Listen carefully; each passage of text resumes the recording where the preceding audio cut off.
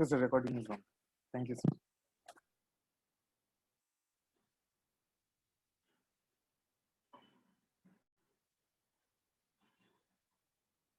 Do you need permission to record or Rohit? Yes, sir. It is showing recording. So I think the recording is on already. So no problem. Sorry? Sir, Yeah, it is it's already. recording. Yes, sir. Yes, recording. Yeah.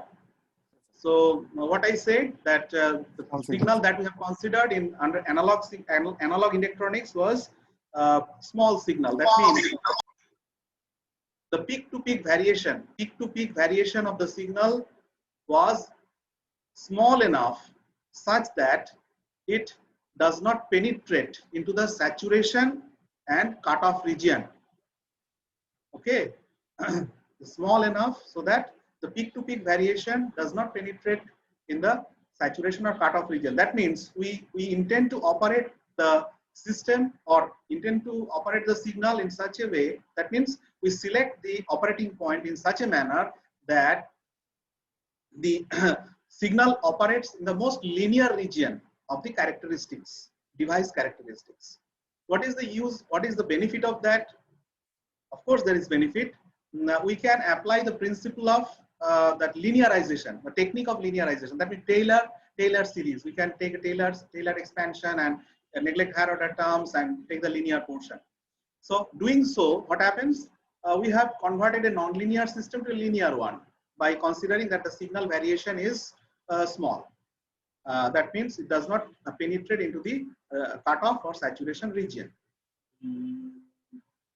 Then the advantage is you can apply the principles of circuit theory, because we are now able to apply principle of superposition and linear proportionality. So it's obeying linear system theory or circuit theory. So by doing so, what happened? We could model a transistor or MOSFET or similar devices, analog electronic devices, in terms of H parameters. Remember H parameters you studied in circuit theory, second year. After converting a device into its equivalent circuit, it's just application of network theorem or circuit theory. Okay, so you can analyze the system, you can synthesize a circuit and replace and substitute the uh, required device. Okay, the required device as per the design. You can choose required device, or device selection is possible from the basic circuit concept. So a device is given, you make its circuit model, you analyze the branch current, node voltage. So this is analysis. This is called analysis, and the reverse is synthesis or design, where first of all some design specifications are given. You make a circuit out of that design specification, conceptual circuit, and that in that circuit there will be some places where some devices, electronic devices will be required, and based on this circuit branch currents, node voltages, etc., you can select the device. That is the called synthesis. So analysis and synthesis. Okay, this is the very you can say the very brief overview of analog electronics. Now in digital electronics, what we did here, we considered that the device is being operated not in the linear region but in the saturation or cutoff. When it is normally, when it is in the saturation, the device is on, and when it is in the cutoff, the device is off.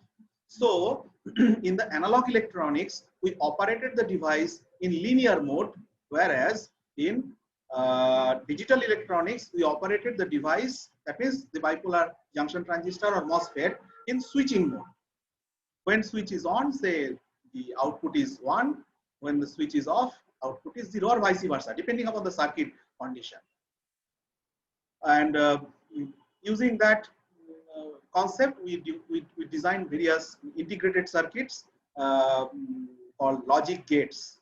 And then also we could modify it further and applied memory to it, or added memory, concept of memory to it. That means a latch condition, developed a latch condition where you can store a value, a signal, or in terms of signal.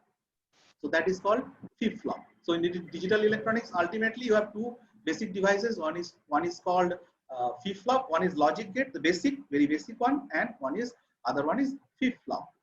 Now, the third one, the latest, the power electronics, which revolutionized the industrial application.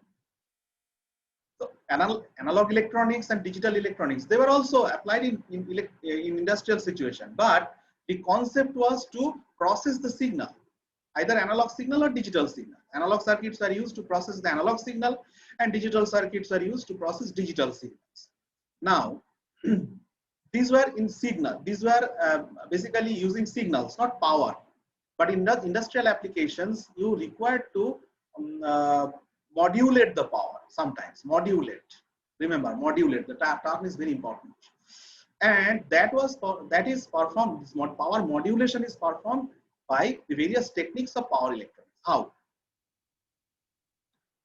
See, what is the basic difference of electronic devices and power electronic devices? That you must understand. Electronic devices, that means BJT, for example, MOSFET, okay, they operate at very low voltage because they are not power equipment, power carrying, power supplying devices. They handle power at signal level. That means the power content is very small. Only information is important. Okay, so power is not very important in that. And that in signal level, we are always curious to achieve that condition, maximum power transfer in signal, because and maximum efficiency we could achieve 50%. That you have already proved in your basic electrical engineering. Maximum power transfer theorem is applicable only in signal level, signal circuits, not in power circuits. If you design a circuit, power circuit, and maximum efficiency becomes 50%, the company will throw you out. Okay, your job is gone. 50%. If 1 kilowatt power device is wasting 50% of it, 500 watts is lost. Not possible. Not welcome. Okay. So in power electronic circuits, we expect maximum efficiency, more than 95% efficiency. So, okay, difference between the power electronic device and electronic device. The electronic device, they are very weak in power carrying capacity. Whereas power electronic devices, they are very capable. They are capable to carry power. How? Power is voltage into current. Okay. So obviously, from common sense, their voltage, operating voltage is higher, and their current carrying capacity is also very high. So it can handle large amount of power. But loss is also there. As a device, electronic device, some loss will definitely occur, and that loss is mainly two losses. I'll explain it. Okay, how the power electronic devices are operated, first of all. Does they operate as a linear device, or does it operate as a on-off switching device? The second is true. Power electronic devices operate as a switch. They operate in switching mode, either on or off. They are not operated in the linear region. Power electronic devices never operate in linear region. They operate either in off condition, that means in the cutoff, or in saturation. Basically, they are an electronic switch operating at a very fast rate. Can operate at a very fast rate. What is the then benefit? What can I do by operating the power electronic devices as a switch? See, the basic principle of power modulation in power electronic devices is very interesting. What is that? Suppose you are a power electronics engineer. Being a power electronics engineer, I am talking from the perspective of specialization. As you go on doing your higher studies, you'll find that your focus will become more and more specialized. Suppose some of you will become expert in power electronics. From that perspective, I'm saying power electronics engineers. There are many institutes where master's degree is given on power electronics. Okay, basic principle of power electronics. I have already said that power electronic devices are meant for power modulation. Okay, modulation of power. How it is done? See, you can say a power electronics engineer is a doctor, is a surgeon of power. It may not be an exaggeration. How it is done? We cut the, or power electronics engineer cuts the incoming voltage or incoming waveform, voltage or current waveform into slices, various pieces, and then joins the slices to do some specific purpose. For example, a chopper. You might have studied chopper. What is done in chopper? You have one incoming, say DC voltage, and you change the on time and off time. That's all. You change on time. That means a slice is being taken for slice of the incoming voltage is being allowed to pass to the output, and rest of the time you make the switch off.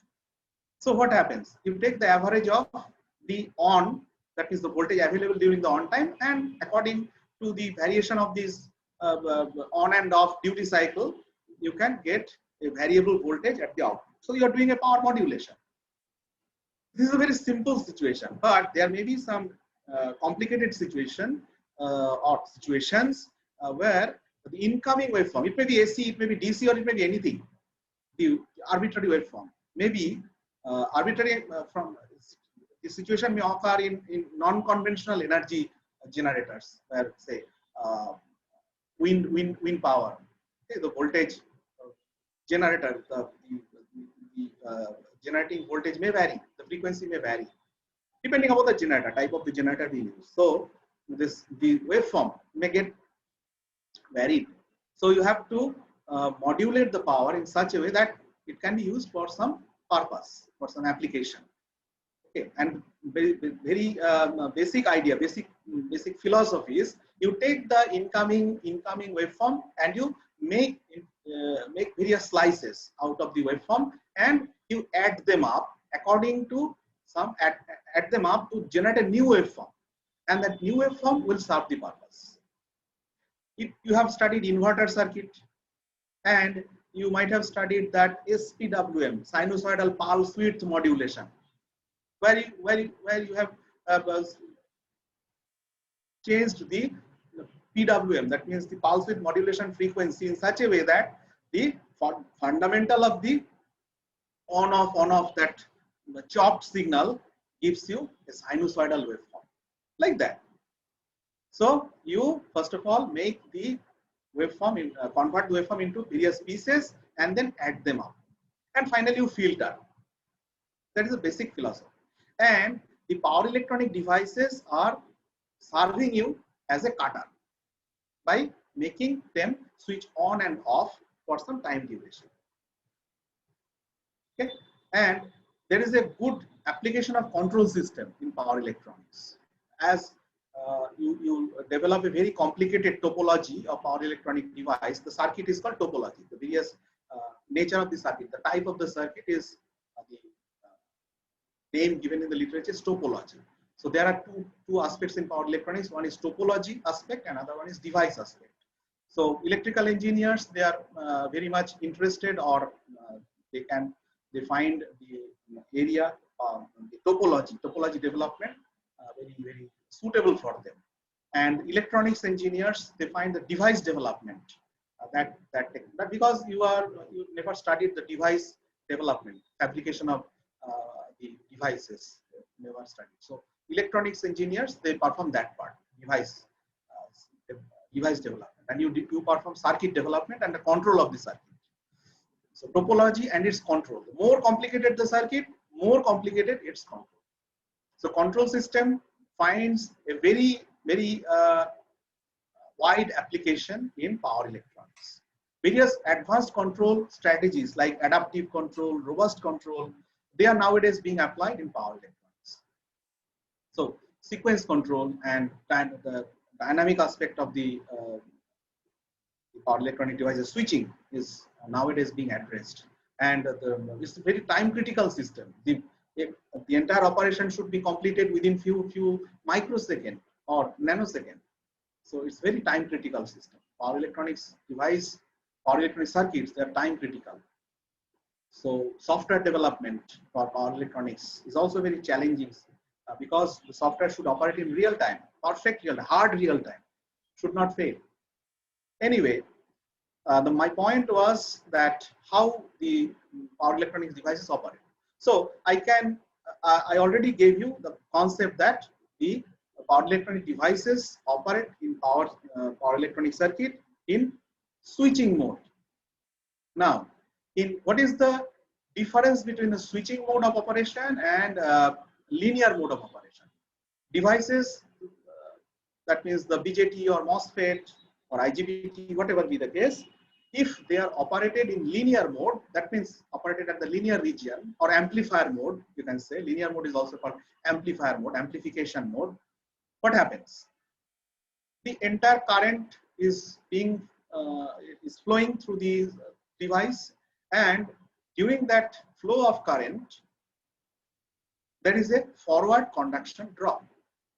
Now see the situation. In power electronic device, I already said it carries a large amount of current, say 100 ampere or 200 ampere or 1000 ampere in some cases, very big power electronic converters, say 100 ampere for the time being. And if the forward conduction loss, say 1 volt, it is less than 1 volt, say 0.7 volt or 0.8 volt, 0.7 volt, for example. So how much power is lost? 0.7 into 100. So how much? 100 ampere into 0.7. So 70 watt. 70 watt power is lost. And a device, power electronic device, say carrying 100 ampere, say volt is 500 volt. What is the physical size of that device? Less than 1 inch. Okay. And what is the critical part of a power electronic device or solid state electronic device? It's junctions, PN junctions. Okay. So PN junction, they are the main area where this heat dissipation will affect. Okay. So if this heat that is 70 watt is dissipated continuously, and the device is small, physical dimension is small, so what will happen? A hot spot will get developed, and that will damage the PN junctions. If PN junctions are damaged, then the semiconductor device will become conductor. It will lose its blocking capability, because PN junctions, they are the valves. They are like mechanical valves, electrical equivalent of mechanical valves. Okay, they are controlling the flow of carriers. In semiconductor devices, we don't tell electron or hole. We tell them together as carriers. The carriers, they either block the carriers to flow or they allow the carriers to flow according to your control signal. Okay, so what you need? You have to dissipate the power. You have to carry away the power very quickly. So thermal design comes into picture. Okay, if you operate a power electronic device in a linear mode, a large amount of power will be lost, and that has to be carried away or dissipated very quickly, and that becomes very challenging.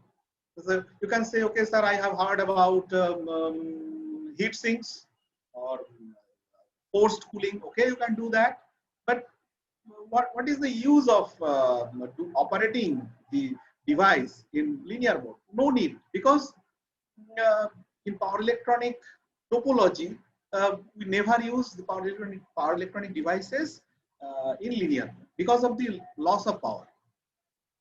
Loss of power means loss of efficiency. Okay, now look at the other end.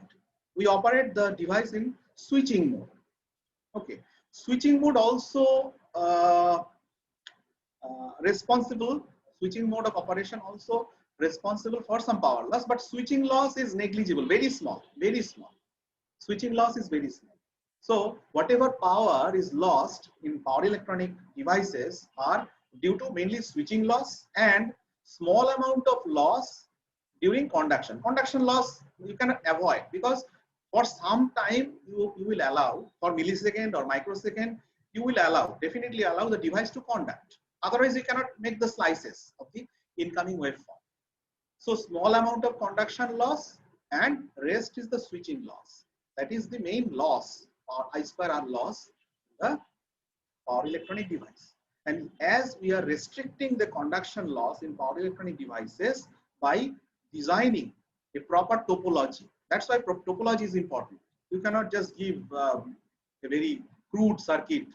Okay, so every time you make a design for new topology, your first intention will be to improve the efficiency.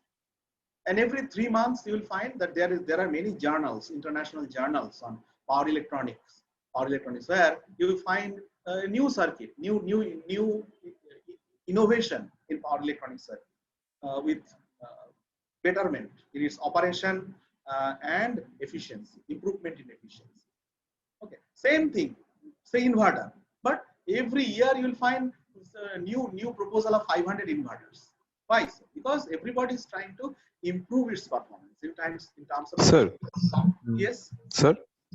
Yes. Sir, what is the part of the power electronics that can be improved by year? You said now the power electronics device is being improving year by year. So what's the part Yes, of a power topology, electronics mainly device that topology can and be control, improved? and also the devices, newer devices, new device, improvement everywhere, improvement in device design, improvement in design of the device, as well as improvement in topology and improvement in control. Okay, so there are many aspects in power electronic circuits. One is, first of all, you have to take a proper topology, say which circuit you will address for your application. So after you select the circuit, you have to analyze for the currents and voltages associated with the various branches and nodes, okay, in the power electronic circuit that you have taken for the design. Then the next step becomes the selection of devices. That is very crucial. Suppose in a branch you have to place a BJT or MOSFET, and you have found that the worst case condition of current. Worst case means taking all factor of safety, everything, fault condition, blah blah blah. You found that the current is say 250 ampere. Worst case condition, and the peak inverse voltage of the device is say 500 volt. There is no harm in peak inverse voltage. Suppose you have chosen a device that can support a peak inverse voltage of say double of your design value. You have designed 500 volts, so you have taken a device of say 1000 volt peak inverse voltage, and you have taken a device and the current carrying capacity of the device say 400 ampere. Okay, you are very happy, but the problem is the cost. The 400 ampere device will be costly. Now, an idea comes into your mind. Okay, can we reduce the design? Can you replace the device by a lower rating? Of course, you will be happy to know that this is possible. Suppose you have taken a device of same peak inverse voltage, but 200 ampere. Your design value was 250, but you have taken a device of 200 ampere and applied a heat sink. I have said that main aspect is thermal. Okay, the design basis is thermal. Okay, so with the heat sink, you have seen that with proper design of heat sink, along with this device chosen of lower rating, the rating can be actual application could be for higher current. So with proper design of the heat sink, you found that now it's safe to operate at 300 ampere. So your purpose is served, your design cost also reduced. So after selection of device, what we do next is the thermal design. We try to optimize the cost by proper heat dissipation. If you can reduce the if you can substitute a higher rating device by a lower rating, of course your cost will be saved, your money will be saved and cost will be lower. And if you give a device of the same performance, expected performance, with at a lower cost, obviously industry will prefer that. You'll get many customers. That is the case. So this is an iterative process. First of all, you start with from scratch. Okay, you design with something, and then you will attempt to get a suitable heat sink. Okay, design heat sink. Then what will happen? You will find that okay, it can carry current up to this much. Okay, then you make some fine tuning, and finally you will select a device. So nowadays, device selection you'll get a good help from internet, because most of the manufacturers, they give their data sheet online and free of cost. Earlier days, about 20 years back, when I started teaching, it was very difficult to perform power electronic design, because only 2-3 hardbound books are available in the lab, and we could not think beyond that. Nowadays, a lot of options are available. International rectifiers, GE, many companies, they produce power electronic devices. You can get their data sheet from internet very easily. Now next comes the protection in the circuit. The protection, you already studied that snubber circuit, DIDT, DVDT protection, because DIDT, DVDT, they are very important aspect in power electronics. If you operate, if you allow to operate the system or device in a very severe condition of DIDT and DVDT, and if you do not take precaution, okay, if you allow the device to operate in a very severe condition, but you do not apply proper protection or design proper snubber circuit, the costly device may get damaged. Or not only device, but the dependent systems on that power electronic system, okay, that converter. The converter is feeding various system like motors and some other auxiliary equipment. If the converter itself get damaged, then the plant may come into stall. So lot of loss of revenue may occur. So protection is very important. DIDT protection, DVDT protection, short circuit protection, over voltage protection. These protection circuits should also be designed. Finally comes the control. Earlier days, the control was done by control of the operation of switching operation of the devices. Earlier days, it was done with the help of analog circuits, then discrete circuits. Nowadays, then came the integrated circuits like timer IC 555. It was a timing operation. Nowadays, because of the embedded system, very low cost embedded systems and FPGA, ASIC, these circuits, these systems are available at affordable cost. So people prefer to find out DSP, where a lot of multiplication. You have already studied DSP. So a lot of multiplication operation is required. So you can apply DSP also. So control circuit is nowadays implemented with help of DSP, FPGA, microcontrollers, industrial grade single board computers, and so on. So it is mainly software based nowadays. The software hardware interface design, that is another aspect. So interface, and after you select proper control circuit, control system, you have to design both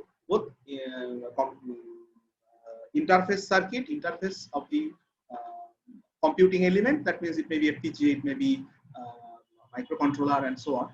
Interface with the power circuit, okay, and the computing element, that means microcontroller or FPGA, whatever, and the programming of the computing element.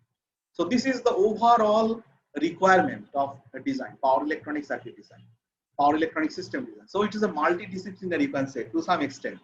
It encompasses the area of analog electronics. It because analog electronics is required in your that interface circuit design, interface between digital and analog. Analog means that power electronics control part, gate, okay, MOSFET gate, or the base of BJT, interfacing it with the low power control element like FPGA or MOS microcontroller. So analog circuits are necessary for that. for signal conditioning. So the power electronic device itself, software, and so on. The thermal design part, mechanical. Mechanical is a kind of to some extent it's mechanical. So if you require, if your heat sink is not enough, then you may require to install fan. So that's to some extent mechanical engineering, isn't it? Selection of the flow rate, the airflow rate. This has to be designed properly. So it's a very you can say interdisciplinary type discipline. So whatever you have studied in your last semesters, several semesters, may be applied here. If you take interest, you can do a lot of things. Okay, I think only 1 minute is left. I'll conclude very quickly. So today I gave you a very brief overview of what is to be done or what we are going to do. So in this semester, as we are operating in online mode, so I cannot give you a very big problem. Already a lot of time is lost because I was engaged in finishing the postgraduate curriculum. Because of the mismatch of the semester, I was engaged, totally engaged with that. I have already shared few materials with Rohit. He already shared it with you. So in this semester, we'll design a chopper, buck chopper or buck converter, B-U-C-K, buck. Last year, I gave a problem with buck and boost, but this year I excluded the boost part, only buck converter. We will design a buck converter, B-U-C-K, buck converter.